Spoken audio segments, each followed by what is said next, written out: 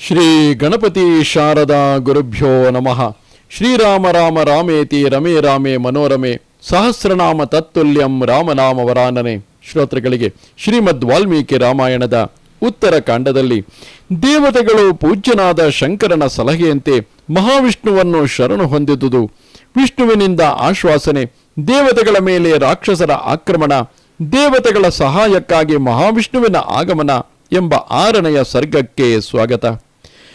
ಅಗಸ್ತ್ಯರು ಶ್ರೀರಾಮನಿಗೆ ಹೇಳುತ್ತಾರೆ, ತ್ರೈವರ್ಧ್ಯಮಾನ ದೇವಾಶ್ಚ ಋಷಯಶ್ಚ ತಪೋಧನಾಃ ಭಯಾರ್ಥ ಶರಣಂ ಜಗ್ಮುರ್ದೇವದೇವಂ ಮಹೇಶ್ವರಂ.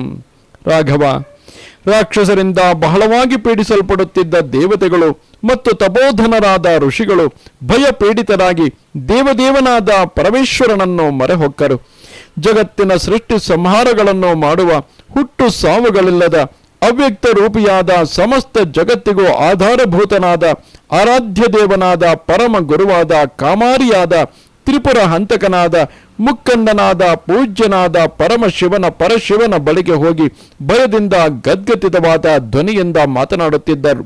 ದೇವತೆಗಳು ಋಷಿಗಳು ಕೈ ಜೋಡಿಸಿಕೊಂಡು ಮಹೇಶನಿಗೆ ಹೇಳಿದರು, ಭಗವಂತನೇ, ಪ್ರಜಾನಾಥನೇ, ಪರಶಿವನೇ, ಬ್ರಹ್ಮನ ವರದಾನದಿಂದ ಉನ್ಮತ್ತರಾಗಿರುವ ಸುಕೇಶನ ಮಕ್ಕಳು ಶತ್ರುಗಳಿಗೆ ಪೀಡೆಯನ್ನುಂಟು ಮಾಡುವ ಸಾಧನಗಳಿಂದ ಸಮಸ್ತ ಪ್ರಜೆಗಳಿಗೂ ಬಾಧೆಯನ್ನುಂಟು ಮಾಡುತ್ತಿದ್ದಾರೆ. ಎಲ್ಲರಿಗೂ ಆಶ್ರಯವನ್ನು ನೀಡಲು ಸಮರ್ಥವಾದ ನಮ್ಮ ಆಶ್ರಮಗಳನ್ನು ಆ ರಾಕ್ಷಸರು ಆಶ್ರಯಕ್ಕೆ ಅಯೋಗ್ಯವನ್ನಾಗಿ ಮಾಡಿದ್ದಾರೆ. ಸ್ವರ್ಗದಿಂದ ದೇವತೆಗಳನ್ನು ಓಡಿಸಿ ತಾವೇ ಸ್ವರ್ಗದಲ್ಲಿರುತ್ತಾ ದೇವತೆಗಳಂತೆಯೇ ವಿಹರಿಸುತ್ತಿದ್ದಾರೆ.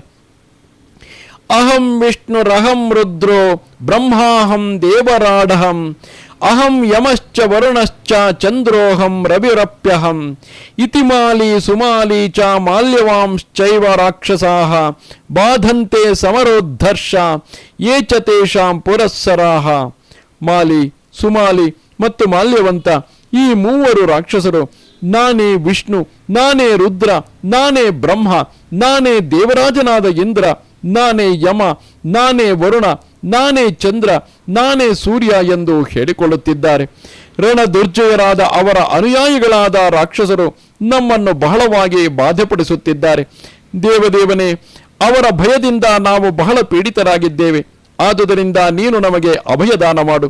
ನಿನ್ನ ರೌದ್ರ ರೂಪವನ್ನು ಧರಿಸಿ ದೇವತೆಗಳಿಗೆ ಕಂಟಕಪ್ರಾಯರಾಗಿರುವ ಆ ರಾಕ್ಷಸರನ್ನು ಸಂಹಾರ ಮಾಡು.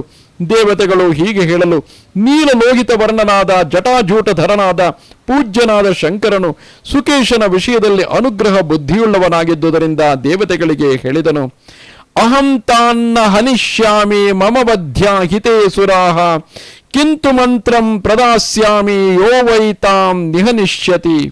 ದೇವತೆಗಳೇ, ನಾನು ಅವರನ್ನು ಸಂಹರಿಸಲಾರೆನು. ಅವರು ನನ್ನಿಂದ ವಧಿಸಲ್ಪಡತಕ್ಕವರಲ್ಲ. ನಾನೇ ಅವರನ್ನು ಯಾರು ಸಂಹರಿಸಬಲ್ಲರು ಎಂಬ ವಿಷಯವಾಗಿ ಉಪಾಯವನ್ನು ತಿಳಿಸುತ್ತೇನೆ. ನೀವೆಲ್ಲರೂ ಇದೇ ಸಂಕಲ್ಪದಿಂದಲೇ ಮಹಾವಿಷ್ಣುವಿನ ಬಳಿಗೆ ಹೋಗಿ ಅವನಿಗೆ ಶರಣಾಗಿರಿ. ಪ್ರಭುವಾದ ಮಹಾವಿಷ್ಣುವು ಆ ರಾಕ್ಷಸರನ್ನು ಖಂಡಿತವಾಗಿಯೂ ಸಂಹರಿಸುವನು. ಶಿವನು ಹೀಗೆ ಹೇಳಲು ಜಯ ಜಯ ಎಂದೆನ್ನುತ್ತಾ ರಾಕ್ಷಸರ ಭಯದಿಂದ ಪೀಡಿತರಾಗಿದ್ದ ದೇವರ್ಷಿಗಳು ಮಹೇಶ್ವರನನ್ನು ಪ್ರತಿವಂದಿಸಿ ವಿಷ್ಣುವಿನ ಬಳಿಗೆ ಹೋದರು. ಶಂಖಚಕ್ರಧರನಾದ ಮಹಾವಿಷ್ಣುವಿಗೆ ದೇವತೆಗಳೆಲ್ಲರೂ ಪ್ರಣಾಮ ಮಾಡಿ ಗೌರವಿಸಿದ ನಂತರ ಭಯಗೊಂಡವರಂತೆ ಗದ್ಗದ ಸ್ವರದಿಂದ ಸುಕೇಶನ ಮಕ್ಕಳ ವಿಷಯವಾಗಿ ಮಹಾವಿಷ್ಣುವಿಗೆ ಹೇಳಿದರು. ಸುಕೇಶ ತನಯೈರ್ದೇವ ತ್ರಿಭಿಸ್ತ್ರೇತಾಗ್ನಿ ಸನ್ನಿಭೈಃ ಅಕ್ರಮ್ಯ ವರದಾನೇನ ಸ್ಥಾನಾನ್ಯಪಹೃತಾನಿನಃ. ದೇವದೇವನೇ, ತೇಜಾಗ್ನಿ ಸದೃಶನಾಗಿರುವ ಸುಕೇಶನ 3 ಮಕ್ಕಳು ವರದಾನದ ಪ್ರಭಾವದಿಂದ ಸ್ವರ್ಗವನ್ನು ಆಕ್ರಮಿಸಿರುವುದಲ್ಲದೆ ನಮ್ಮ ಸ್ಥಾನಮಾನಗಳನ್ನು ಅಪಹರಿಸಿದ್ದಾರೆ. ತ್ರಿಕೂಟ ಪರ್ವತದ ಶಿಖರದ ಮೇಲೆ ಲಂಕೆ ಎಂಬ ದುರ್ಗವಿದೆ. ಅಲ್ಲಿ ವಾಸ ಮಾಡುತ್ತಿರುವ ರಾಕ್ಷಸರು ನಮ್ಮೆಲ್ಲರನ್ನು ಹೀಗೆ ಬಾಧೆಪಡಿಸುತ್ತಿದ್ದಾರೆ. ಮಧುಸೂದನನೇ, ನೀನು ನಮ್ಮೆಲ್ಲರ ಹಿತಾರ್ಥಕ್ಕಾಗಿ ಆ ರಾಕ್ಷಸರನ್ನು ಸಂಹರಿಸು. ನಾವು ನಿನಗೆ ಶರಣಾಗತರಾಗಿದ್ದೇವೆ. ದೇವೇಶ್ವರನೇ, ನೀನೇ ನಮಗೆ ಪರಮಾಶ್ರಯನಾಗು. ನಿನ್ನ ಚಕ್ರದಿಂದ ಕತ್ತರಿಸಲ್ಪಡುವ ಅವರ ಕಮಲ ಸದೃಶವಾದ ಮುಖಗಳನ್ನು ಯಮಧರ್ಮನಿಗೆ ಅರ್ಪಿಸು. ಇಂತಹ ಸಂಕಟಗಳಲ್ಲಿ ನೀನೇ ನಮಗೆ ಅಭಯದಾತನು. ನಿನ್ನನ್ನು ಬಿಟ್ಟರೆ ನಮಗೆ ಅಭಯ ಪ್ರದಾನ ಮಾಡುವವರು ಬೇರೆ ಯಾರೂ ಇಲ್ಲ. ರಾಕ್ಷಸರು ಮದೋದ್ಧತರಾಗಿದ್ದಾರೆ. ನಮ್ಮ ಕಷ್ಟಗಳನ್ನು ನೋಡಿ ಪರಮಹೃಷ್ಟರಾಗಿದ್ದಾರೆ. ಆ ರಾಕ್ಷಸರನ್ನು ಬಂಧುಗಳೊಡನೆ ಸಂಹರಿಸಿ ಸೂರ್ಯನು ಹುಟ್ಟಿದೊಡನೆಯೇ ಮಂಜನ್ನು ಕರಗಿಸುವಂತೆ ನಮ್ಮ ಭಯವನ್ನು ದೂರೀಕರಿಸು. ದೇವತೆಗಳು ಹೀಗೆ ಹೇಳಲು ದೇವದೇವನಾದ ಶತ್ರುಗಳಿಗೆ ಅತಿ ಭಯಂಕರನಾದ ಜನಾರ್ದನನು ದೇವತೆಗಳಿಗೆ ಅಭಯವನ್ನು ನೀಡುತ್ತಾ ಹೇಳಿದನು, ದೇವತೆಗಳೇ, ಈಶ್ವರನ ವರದಿಂದ ದರ್ಪಿಷ್ಠನಾಗಿರುವ ಸುಕೇಶನನ್ನು ನಾನು ಬಲ್ಲೆನು. ಮಾಲ್ಯವಂತನನ್ನು ಜ್ಯೇಷ್ಠನನ್ನಾಗಿ ಹೊಂದಿರುವ ಆ 3 ಸುಕೇಶನ ಮಕ್ಕಳನ್ನು ನಾನು ಬಲ್ಲೆನು. ಧರ್ಮದ ಮರ್ಯಾದೆಯನ್ನು ಉಲ್ಲಂಘಿಸಿರುವ ಆ ರಾಕ್ಷಸಾಧಮರನ್ನು ಸಂಕ್ರುದ್ಧನಾಗಿ ನಾನು ಸಂಹರಿಸುವೆನು. ನೀವೆಲ್ಲರೂ ನಿಶ್ಚಿಂತರಾಗಿರಿ. ಯಾವುದೇ ಕಾರ್ಯವನ್ನಾದರೂ ಮಾಡಲು ಸಮರ್ಥನಾದ ವಿಷ್ಣುವು ಹೀಗೆ ಅಭಯ ಪ್ರದಾನ ಮಾಡಲು ದೇವತೆಗಳೆಲ್ಲರೂ ಆನಂದ ತುಂದಿಲರಾಗಿ ಜನಾರ್ದನನನ್ನು ಪ್ರಶಂಸಿಸುತ್ತಾ ತಮ್ಮ ತಮ್ಮ ನಿವಾಸಗಳಿಗೆ ತೆರಳಿದರು. ತಮ್ಮನ್ನು ಸಂಹರಿಸಬೇಕೆನ್ನುವ ದೇವತೆಗಳ ಪ್ರಯತ್ನದ ಸಮಾಚಾರವನ್ನು ಕೇಳಿದ ಮಾಲ್ಯವಂತನು ಅನುಜರಿಗೆ ಹೇಳಿದನು, ಸಹೋದರರೇ, ದೇವತೆಗಳು ಮತ್ತು ಋಷಿಗಳು ಒಟ್ಟಾಗಿ ಸೇರಿ ನಮ್ಮೆಲ್ಲರ ವಧೆಯನ್ನು ಆಶಿಸಿ ಶಂಕರನ ಬಳಿಗೆ ಹೋಗಿ ಅವನಲ್ಲಿ ಹೀಗೆ ಹೇಳಿದರಂತೆ, ಸುಕೇಶ ತನಯ ದೇವ ವರದಾನ ಬಲೋದ್ಧತಾಃ ಬಾಧಂತೆ ಸ್ಮಾನ್ ಸಮುದ್ರಪ್ತ ಘೋರ ರೂಪ ಪದೇ ಪದೇ. ದೇವ, ನಿನ್ನ ವರದಾನದ ಬಲದಿಂದ ಉದ್ಧತರಾಗಿರುವ ಘೋರ ರೂಪಿಗಳಾದ ಸುಕೇಶನ ಮಕ್ಕಳು ನಮ್ಮೆಲ್ಲರನ್ನು ಪದೇ ಪದೇ ಬಾಧೆಪಡಿಸುತ್ತಲೇ ಇರುವರು. ಪ್ರಜಾನಾಥನೇ, ರಾಕ್ಷಸರಿಂದ ಪರಾಜಿತರಾಗಿರುವ ನಾವು ದುರಾತ್ಮನಾದ ಅವರ ಭಯದಿಂದ ನಮ್ಮ ಮನೆಗಳಲ್ಲಿರಲು ಕೂಡ ಅಸಮರ್ಥರಾಗಿದ್ದೇವೆ. ತ್ರಿಲೋಚನನೆ, ದಹನ ಮಾಡುವವರಲ್ಲಿ ಶ್ರೇಷ್ಠನಾದ ರುದ್ರದೇವನೇ, ನಮ್ಮೆಲ್ಲರ ಹಿತಕ್ಕಾಗಿ ಆ ದುಷ್ಟ ರಾಕ್ಷಸರನ್ನು ನಿನ್ನ ಹುಂಕಾರದಿಂದಲೇ ದಹಿಸಿಬಿಡು. ದೇವತೆಗಳು ಹೀಗೆ ರುದ್ರನಿಗೆ ಹೇಳಲು ಅಂಧಕಾಸುರ ಸಂಹಾರಕನಾದ ಈಶಾನನು ತಲೆಯನ್ನು ಕೈಗಳನ್ನು ಕೊಡವುತ್ತಾ ದೇವತೆಗಳಿಗೆ ಹೀಗೆ ಹೇಳಿದನಂತೆ, ದೇವತೆಗಳೇ, ಸುಕೇಶನ ಮಕ್ಕಳು ನನ್ನಿಂದ ವಧಿಸಲ್ಪಡತಕ್ಕವರಲ್ಲ. ನಾನು ಅವರನ್ನು ಸಂಹರಿಸುವುದಿಲ್ಲ. ಆದರೆ ಅವರನ್ನು ಯಾರು ಸಂಹರಿಸಬಲ್ಲರೆಂಬ ವಿಷಯವಾಗಿ ನಿಮಗೆ ಸಲಹೆಯನ್ನು ನೀಡುತ್ತೇನೆ.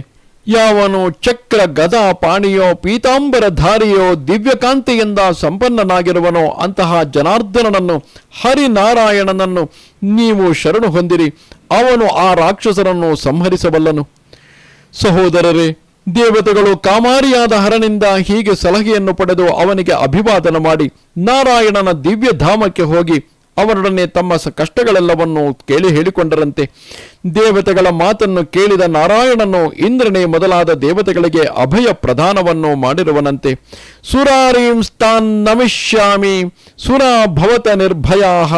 ಇಂದ್ರ ಪ್ರಮುಖರಾದ ದೇವತೆಗಳೇ, ದೇವಶತ್ರುಗಳಾದ ಅವರೆಲ್ಲರನ್ನೂ ನಾನು ಸಂಹರಿಸುತ್ತೇನೆ. ನೀವು ಭಯರಹಿತರಾಗಿರಿ. ರಾಕ್ಷಸ ಶ್ರೇಷ್ಠರೇ, ಅನುಜರೇ, ಭಯಭೀತರಾದ ದೇವತೆಗಳಿಗೆ ಹರಿಯು ಹೀಗೆ ಹೇಳಿ ನಮ್ಮನ್ನು ಸಂಹರಿಸುವುದಾಗಿ ಪ್ರತಿಜ್ಞೆ ಮಾಡಿರುವನು. ಈ ಸಮಯದಲ್ಲಿ ನಾವು ಹೇಗೆ ನಡೆದುಕೊಂಡರೆ ನಮ್ಮ ಹಿತ ಸಾಧನೆಯಾಗುವುದೆಂಬುದನ್ನು ನಾವು ಈಗಲೇ ಸಮಾಲೋಚಿಸಬೇಕಾಗಿದೆ.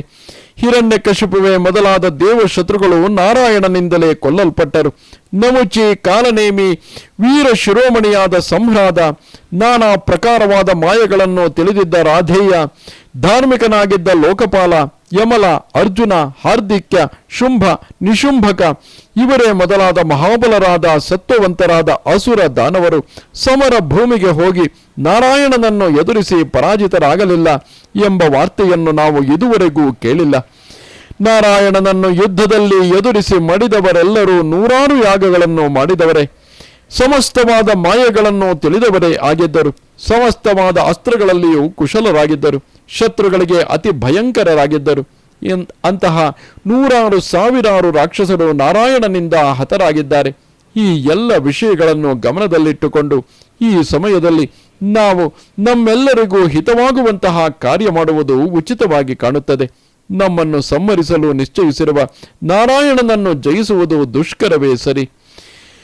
ಮಾಲ್ಯವಂತನ ಮಾತನ್ನು ಕೇಳಿ ಸುಮಾಲಿ ಮತ್ತು ಮಾಲಿಗಳು, ಅಶ್ವಿನಿ ದೇವತೆಗಳು ಇಂದ್ರನಿಗೆ ಸಲಹೆಯನ್ನು ಇತ್ತಂತೆ ಅಣ್ಣನಿಗೆ ಹೇಳಿದರು, ಅಣ್ಣ, ನಾವು ಅಧ್ಯಯನ ಮಾಡಿದ್ದೇವೆ, ಯಜ್ಞಗಳನ್ನು ಮಾಡಿದ್ದೇವೆ, ಹೇರಳವಾಗಿ ದಾನಗಳನ್ನು ಕೊಟ್ಟಿದ್ದೇವೆ, ಐಶ್ವರ್ಯವನ್ನು ರಕ್ಷಿಸಿದ್ದೇವೆ ಮತ್ತು ಉಪಭೋಗಿಸಿದ್ದೇವೆ. ಆದಿವ್ಯಾಧಿಗಳಿಂದ ಮುಕ್ತವಾದ ಆಯುಷ್ಯವನ್ನು ಪಡೆದುಕೊಂಡಿದ್ದೇವೆ.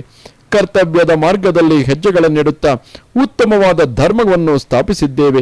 ಅಗಾಧವಾದ ದೇವಸೈನ್ಯವೆಂಬ ಸಮುದ್ರದಲ್ಲಿ ಶಸ್ತ್ರಪಾಣಿಗಳಾಗಿ ಮುಳುಗಿ ಅಪ್ರತಿಮ ಸಾಹಸಿಗಳೆನಿಸಿದ ನಮ್ಮ ಶತ್ರುಗಳನ್ನು ಪರಾಜಯಗೊಳಿಸಿದ್ದೇವೆ. ಆದುದರಿಂದ ನಮಗೆಂದಿಗೂ ಮೃತ್ಯುವಿನ ಭಯವಿಲ್ಲ. ನಾರಾಯಣನೇ ಆಗಲಿ, ರುದ್ರನೇ ಆಗಲಿ, ಇಂದ್ರ ಯಮರೇ ಆಗಲಿ, ಎಲ್ಲ ದೇವತೆಗಳು ಒಟ್ಟಾಗಿಯೇ ಆಗಲಿ ನಮ್ಮನ್ನೆದುರಿಸಿ ಯುದ್ಧ ಮಾಡಲು ಯಾವಾಗಲೂ ಭಯಪಡುತ್ತಾರೆ. ರಾಕ್ಷಸೇಶ್ವರನೇ, ಮೇಲಾಗಿ ವಿಷ್ಣುವು ನಮ್ಮನ್ನು ದ್ವೇಷಿಸಲು ಯಾವ ಕಾರಣವೂ ಇಲ್ಲ. ಅವನ ವಿಷಯದಲ್ಲಿ ನಾವು ಯಾವ ಅಪರಾಧವನ್ನೂ ಮಾಡಿಲ್ಲ. ದೇವತೆಗಳು ಚಾಡಿ ಹೇಳಿದ ಕಾರಣದಿಂದಲೇ ವಿಷ್ಣುವಿನ ಮನಸ್ಸು ಕೆಟ್ಟಿದೆ.